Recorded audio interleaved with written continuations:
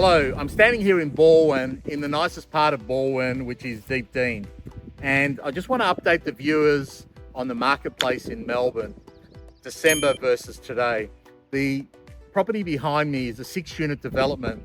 And in December, there were 2 properties for sale, one at auction and one privately.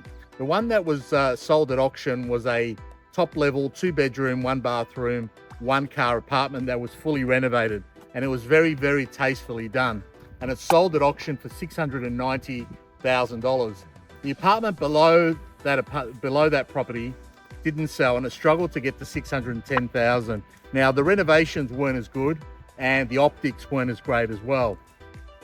That same apartment sold last week for $670,000. So there was a $60,000 differential, and that's the difference between last December and today. Speaking to buyers, lots of buyers, both locally and interstate, there's a lot of confusion around property. There are a lot of property spruikers talking about capital growth, talking about yields, talking about improvement. But what's really, really important, talk about other assets, other asset classes.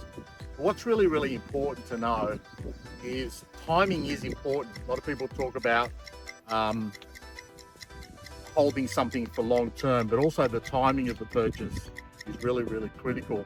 In the last 1,000 years, there's only 2 asset classes that provide enduring value, and that's gold and land. So I don't know what graph you want to look at, what information or what data or stats you want to look at, but they're the only 2 assets that I can see that are enduring. Now, of course, there are blue chip shares and blue chip companies, but those companies don't last either. They either get bought out or they don't last. In fact, if you look at the stock market, the top 50 companies today are not the same top 50 companies 100 years ago, but the land remains. So the 2 enduring assets are land and gold. The thing is, when we invest in property, what are we actually buying, or what do we want to buy that's enduring? And of course, it's the land. But the issue with property is cash flow, is it's not liquid. You can't really dispose of the asset quickly, and there are a lot of terminal costs in terms of buying and disposing of assets. So we have to also be careful with cash flow. And of course, the cash flow, the building is really critical when we look at cash flow, but ultimately, when we're buying land, we need to think about where we're buying and the timing. So the example that I gave before is a really good example of timing and why timing is really important, and how media can both impact your purchase or your disposal of that asset. Now, don't get me wrong, I love gold as well. But the problem with gold, whilst it's enduring, and recently it's gone up quite a bit, there's no cash flow, and that's the problem. So it's a great security, but there's no cash flow. The difference with real estate is it has the same enduring value, but it's also got some cash flow. So real estate's pretty simple. It's where do you want to buy the land? Do we want to buy the land maybe 20 kilometers, 30 kilometers, 40 kilometers out of the CBD? Or do we want to buy something closer? And the truth is, Melbourne was designed concentrically, which means as you move away from the center, things get more expensive, your terminal costs grow. As you move further in, you get better utility, but you're not getting as much for your dollar in terms of land size, building size. So the real question for every investor or any owner of real estate is, do I want 100% of something further out, or do I want a smaller percentage of something further in? So this development here that you see is a good example of owning a small percentage of something that's quite valuable. And what's really, really enduring is the land that this development sits on.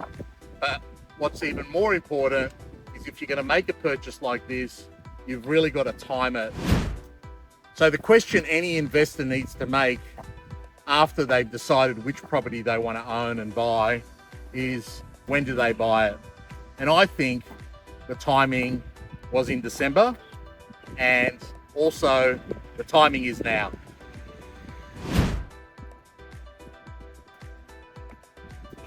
So the other question is, what's going on with Melbourne?